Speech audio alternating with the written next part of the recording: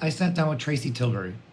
Now, she brings over 20 years of HR experience and is the owner of TT Insights.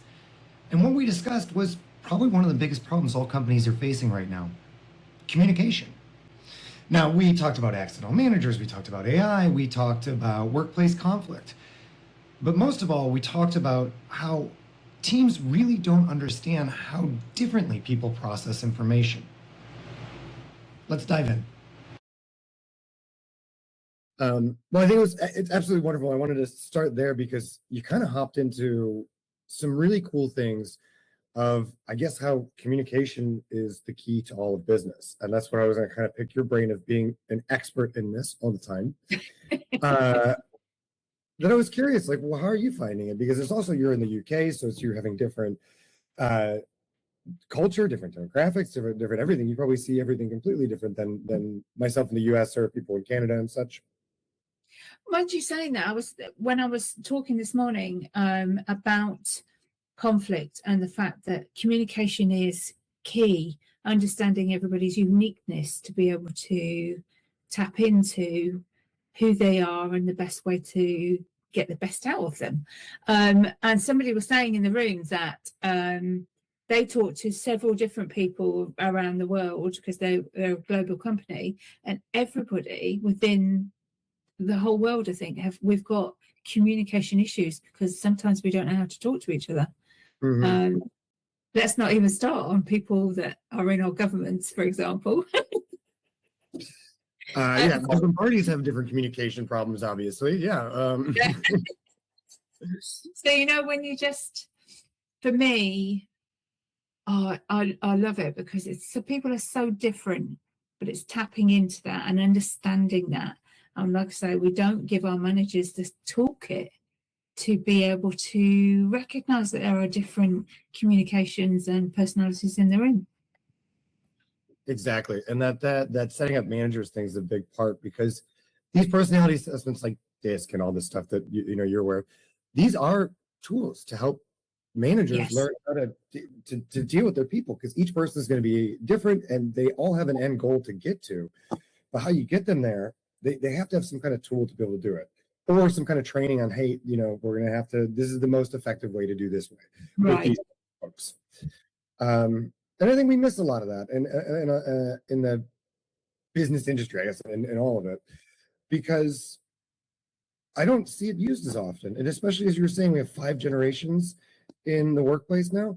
That is a lot of navigation of different ways of thinking and different understandings of technology and different ways of doing things. And it's not just, so I always lead with, managing people right now is probably the hardest time of managing people, because we've not just got generations, we've got people that are neurodiverse, we've got people from different ethnicities, we've got different people that are bringing different things into the workplace, menopause, for example, or people are going through divorce, or all of those kinds of things that are coming to the workplace. And yet, where do we sit with managers that say, let's recognise what's going on in the room? We don't. We, like I say, we were just saying that, we promote managers because they're great at their job. They're technically fantastic. Do they have the people skills? We're giving them another job to do on top of what they're already doing. And actually, it's really difficult to manage people now. It's not easy. It's the hardest time. And I think another piece on that to push it farther is technology, because people are now managing technology on top of people, or people managing another type of technology, which again, it's just a nightmare to be managing now. My question is, have you seen anybody creating solutions to this? Like, have you seen companies implement solutions that help people or help managers in these environments? So to be fair, I do training with managers for upskilling, but also look at insights. For me, I'm an insights practitioner, so that for me is such a powerful tool. I've got a session with 20 managers in a couple of weeks' time for exactly that, so that they can start communicating better. They can start understanding that everybody's got a different communication style, that you adapting and dialing up some of those energies to meet somebody else where they're at, to get the most out of them. So there's quite a lot of tools out there, but I don't think they're being utilized enough. I completely agree with that. There's plenty to do out there to help Yes. develop these managers. It's just nobody's utilizing them. Or investing in their people. If we invested more, we'd probably have a greater understanding and a greater workforce, productive workforce, because people have tapped into that where they're at, if that makes sense, and met them at where they need to be met to be able to get the best out of them. So yeah, for me, there's so much that we can do, but unfortunately, I'm not sure. We're in also an economy in the UK, I think, where people are not putting these things into play because there's a cost. And at the minute, cost is a big thing for us because I suspect it is around the world, but for us in the UK, it's very much like, can we afford it? Well, yeah. Invest in your managers and you'll probably get a lot more out of your people. I think that's the thing that they always forget is that the investment will reap rewards just a little bit later. And I think especially what we're not, the lack of investment right now is going to cause major problems later on. Because as we move in AI and we figure out automations, and we do little agents and all the other cool things we can do with technology, having somebody who can speak and connect to the few humans that are in there, that are doing certain parts of the business is going to be essential. And Yes. having somebody that can manage those people. You can be the smartest tech whiz in the world creating, I don't know, agents that build a whole company, but you're still going to need to deal with a couple people and you're still going to be able to talk to them pretty well. And you're still going to need to kind of direct them to do what you need them to do, even if they're directing robots. It's still going to be those few humans or whatever human interactions are going to be even more important. And I think they're missing that. Absolutely. I was talking to somebody about this the other day that I'd read in the UK, and it was a generic headline that AI was going to support and also not take over, but lead with mediation. And I'm like, how does that work? This is people. Mm-hmm. So it's interesting because I'm not quite sure how that's going to work, but also you can't take that people element away. People have feelings. An AI bot chat is not going to tell you how you're going to feel. Do you know what I mean? It's that. Of course, it's not going to be able to augment everybody's role, no matter what you're doing. It might be able to give you sentiment. You know, maybe it's reading eye contact or whatever crazy thing, and it's telling you like this person's very upset right now. Okay, cool. But it still takes the human to be able to take that information and adjust the way they're speaking to the person. Right, exactly. So it's going to change everybody. That will change everybody's jobs, but the people part is going to be more important in every single role. Absolutely, because otherwise what we're going to do is, God forbid, we rely on technology or AI or any of that to support us. We are not robots. We are not. We come with an abundance of feelings, an abundance of viewpoints, passions, all of those kinds of things. And yet that's not going to work in an AI. Yes, you're right. For example, I love AI because it helps me with my business. Yeah. But it's a tool. It's not a person. You can't offboard all your decisions and all your management over to a tool. Just not going to work. Yes. You still need the input. I mean, I use it, like you said, it's a great tool for business. It's a great tool to help me write, a great tool to help me create plans. But you still need you in there, right? Because the human aspect that you change a few things is what connects with the other human that you're going to be speaking with or speaking to or working with. Yeah. And what happens with things like networking? That's who you are. It's that investment of who you are. You show up to that networking, not a robot, not a chat box. Mm-hmm. It's so for me, it's, you know, when you just like people buy into people. It is true. I 1,000% believe it. I think I think there's sales books about that too. Like people buy from people, the human part. Like Yeah. it is true. Like at the end of the day, everybody wants to connect with a human. Yeah, we love our tools and stuff like that. And I think this lack of investment now is going to, it's very short-sighted by companies that choose not to, because they, as they continue to automate and become more efficient, do all these cool things that I didn't even know was possible. The human connection, the human ability to talk, I guess, to make those connections, to form those insights, it's going to get more crucial. And if they don't invest, it's just going to cause more problems. Exactly. And if you think about the generations that are coming through, they're used to using all of those tools and AI, but they're not taught the, and I use this word disparagingly because it's not a soft skill. Communication is a really tough tool. It's not soft skill, but yeah, it's classed as. But what do we do with the kids that are coming through now?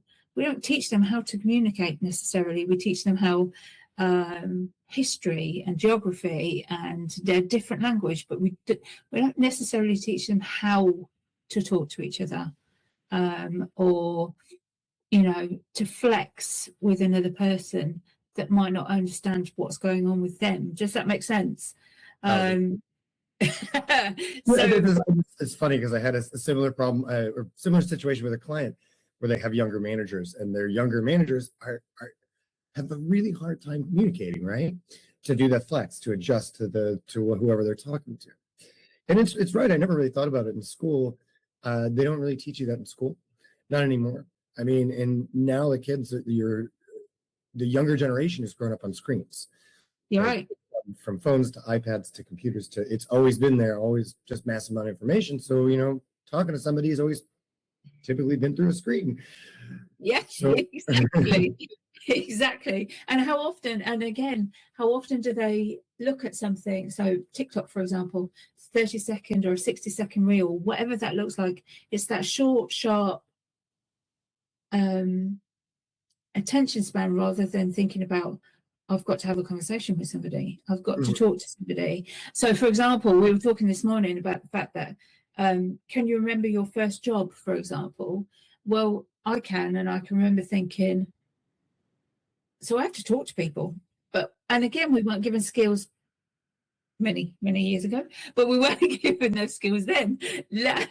Now, and then we didn't have things like another option of communicating with each other. We had to go and talk to each other face to face, or we had to write a letter. I mean, how many times do you know what I mean? It's that. No, I was thinking about that. You had to go to somebody's house, like, you come out and play, like. Right, exactly. No idea where they are. There's no air tag on them. You can't text them, right? Yeah, exactly.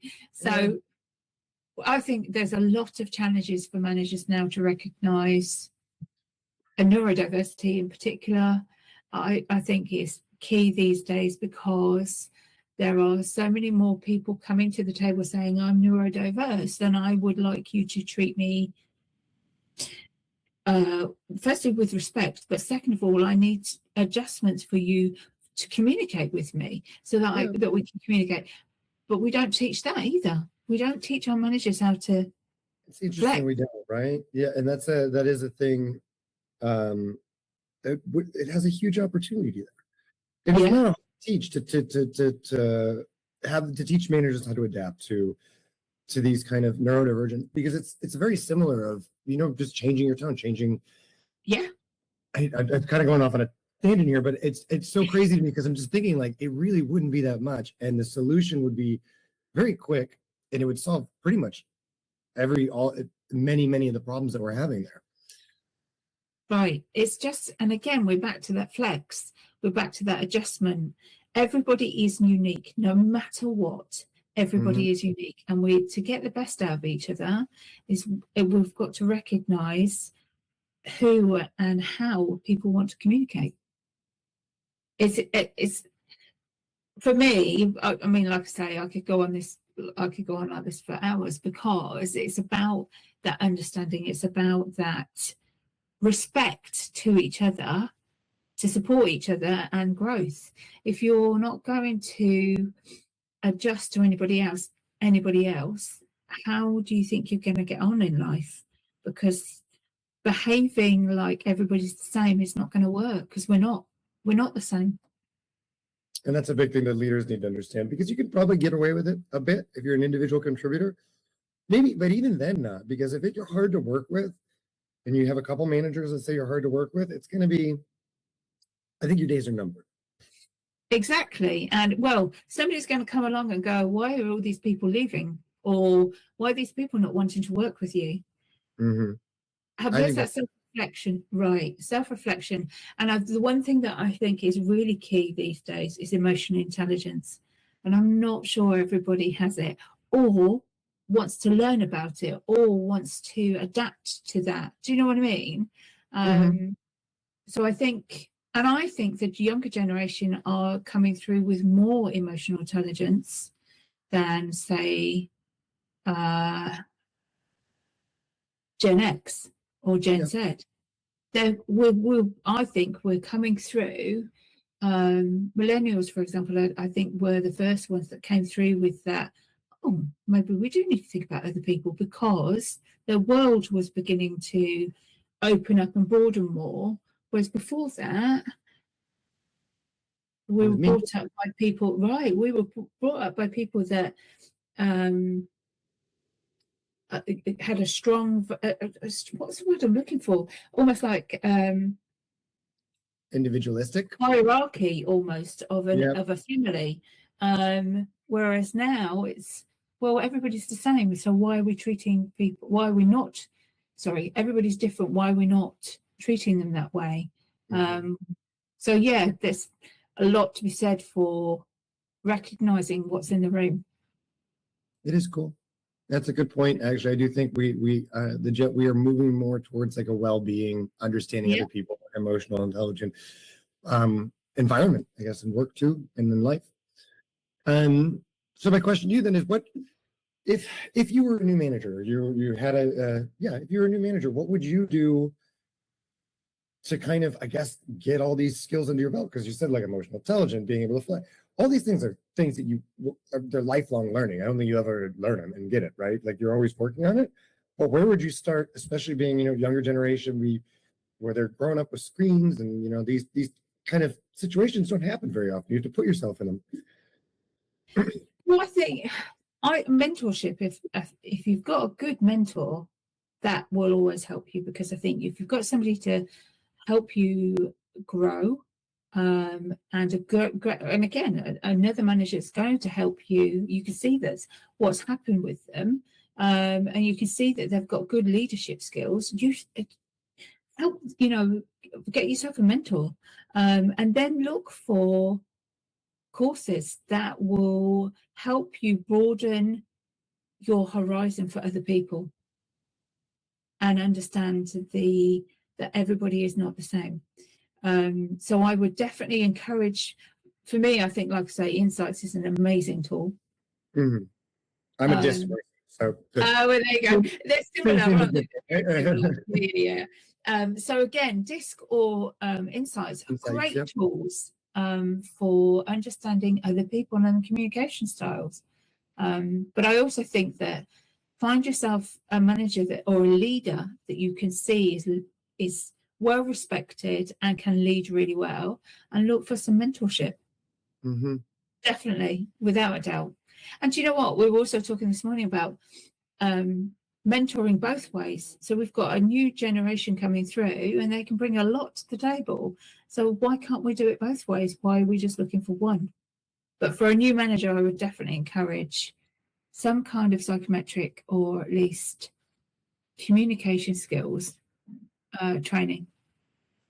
I think that's really clever. The mentorship's great too, because especially if you get a mentor well respected, you already see the way they are a leader. They're established. They have their certain way, and you can kind of like cherry pick what works for you, right? Like, I would never do that. I don't talk like that, but I could do that. That would work. And they will guide you through how to, I guess, become a leader in your own, right? Yeah, exactly. Underrated mentorships, like, right? I think we overlook these a lot, and companies overlook them. Like, easy way to install, or easy thing to install to make a big difference. And not only that, but with that, if you're not going to be able to afford to invest in, courses and things like that, then you've got that skill set within the team. Why not utilize that? Why not, that's how you grow people as well. You empower other people to support, surely. So it gets, and again, empowerment goes both ways. If you're coaching and mentoring a young leader, a young manager, you're being empowered to do that as well as giving them the tools to do it. So I think there's a lot of benefits just there. If you grab a younger person, they have a different view of things, a different way. It's all new to them, right? So you can give them a problem and they'll be like, oh, why didn't you just do this? Never even thought of that. Or there's this cool new technology that'll do it for you. Like, I didn't even know about that. That's awesome. Exactly.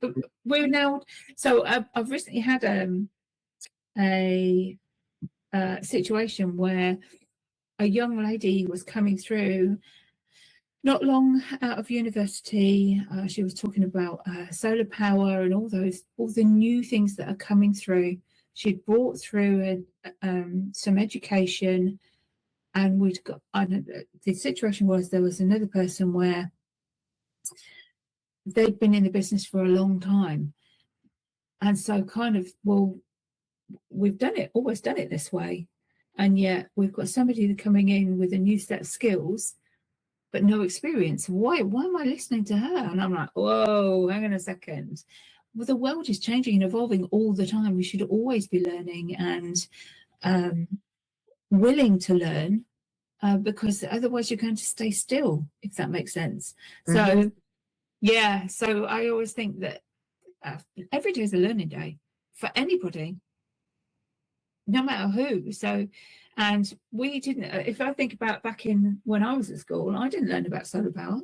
I didn't learn about, new energy and all those kinds of things. That's new. So why are we saying from an older generation, well, it's always been this way, it's always done this way? Well, okay, let's understand what's coming through. Let's have a listening and education session. So yeah. And don't even get me on starting on listening, because I think that's an underutilized skill as it is. It's again, all these skills we're talking about are things that you just have to learn throughout life. And you keep learning. Nobody's an expert listener or nobody's an expert speaker. They're just better than others. That's it. And that's because they work at it a lot more than others. Exactly. I think that's good advice for the kids too. Or I don't want to say kids, but younger generations are actually really any new manager. It could be very much a grown adult, but it's your first time managing. To be able to even find a mentor then, which it could go both ways. The more I think about it, is maybe you're a new manager, first time managing, and I'm in my 40s, and I know a really effective manager, top salesperson, and he's like 26. Why could he not be my mentor? Hey, I like how you do this. I want to learn how you did this. Can you teach me? That is it's a neat thing. You got me thinking about all the mentorships of because some companies do have it. They have it instilled, right? You get like a big brother or whatever, or big sister. Yeah. And I think that's a neat thing. But maybe we could look at it a little differently and go, well, this person's a whiz at technology and I don't know, efficiency, and this person's a whiz at talking and negotiation. Let's get them to cross mentor. Absolutely. And why not?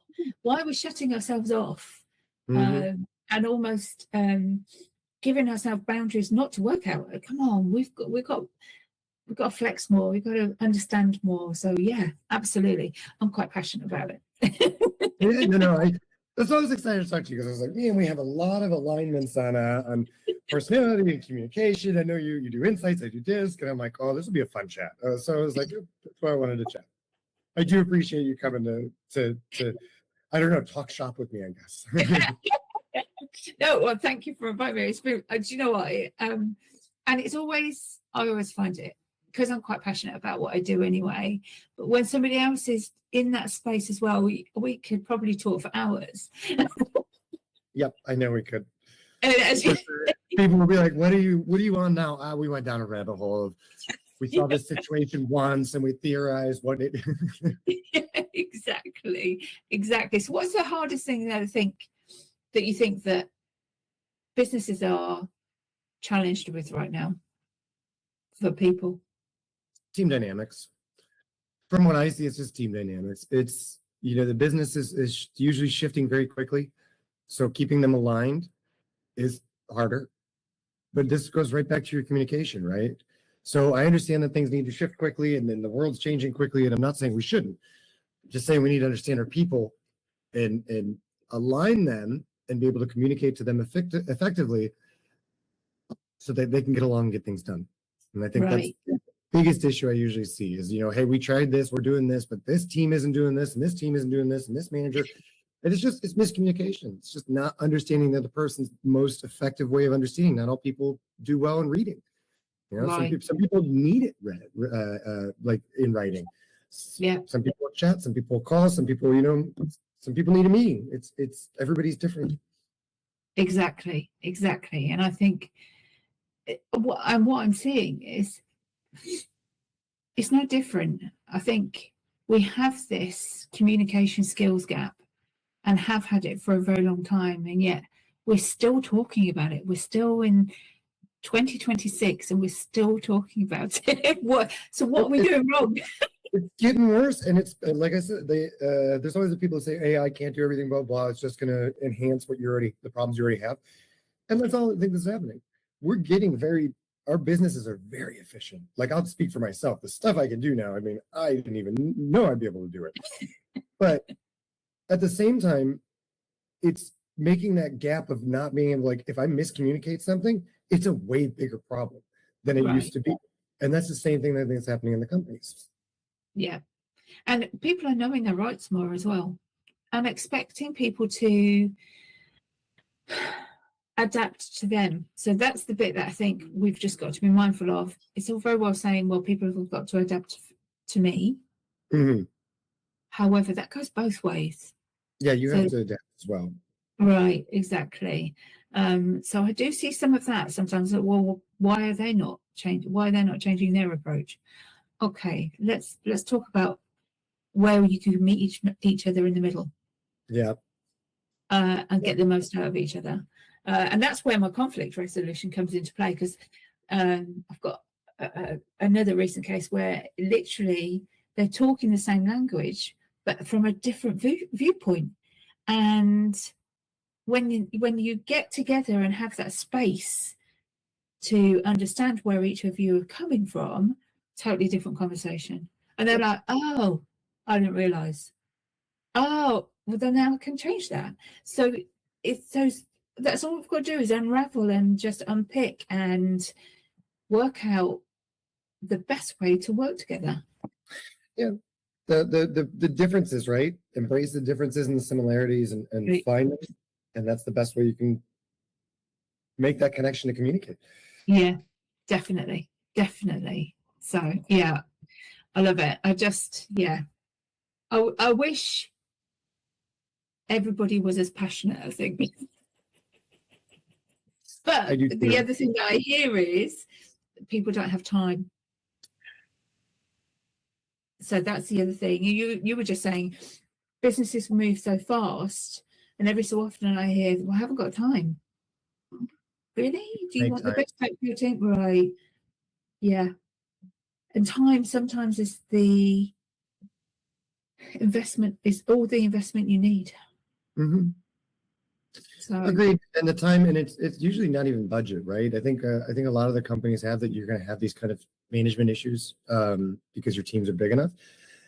It's not budget. You just say time, but you have to make time, because it will. If you teach your managers how to communicate to their people, I mean, even just managers, let's not even say we're going to teach everybody. We'll just teach managers. The managers become more effective at making connections with their people. You will make more money. Whatever you're doing, if you're selling stickers, you're going to make more money. 100%. It's sometimes I think it's not rocket science, but hey. I know. I had a client that we went through, we did the DISC assessments and all that. We kind of talked and did like practice runs and trials and examples of, hey, let's say this situation, what would you do? And you saw it. After they were done, they were like, yeah, the sales team was amped. They were getting better, booking more calls or booking more demos and such. And it's just communication, because guess what? The communication to each other also went to the customers, where they understood how to talk to the customers better. And I was like, this is, again, we sit there and think it's a no-brainer. Like, this will make you more money. Exactly. And do you not always find as well during DISC? I always find this during insights. It's that light bulb moment for people going, Mhm. oh, so that's the way that they behave that way. So if I was to just flex it slightly, then it would learn better. Do you know what I mean? It's that light bulb moment of, oh, right, get it now. Exactly. Oh, I It is get. fun. Yeah. Yes. Yeah, without a doubt. I know I get that for mediation as well. So we will be having quite a difficult conversation, and you can see almost the light bulb moment with one party going, oh, I get it now. If I just did something slightly different, Wouldn't have caused this a ruckus kind of thing. Hmm. yeah. So and again, we're back to education, learning, supporting, all of those things, empowering, all of those things for managers that are not necessarily getting that. Nope. And it's about one of the most difficult times. I mean, that brings us full circle, really. One of the most difficult times to manage. We're not giving it to them. Yeah. So, yeah, definitely, without a doubt. One thing that really stood out to me in that conversation is companies may be investing heavily in tools, but they're not nearly investing enough into communication capability. So as we see AI continue to make communication more important and team sizes may be smaller, we're going to see that gap widen of where teams have inefficiencies in communicating. Now, my bigger question is, what are you folks seeing within your teams?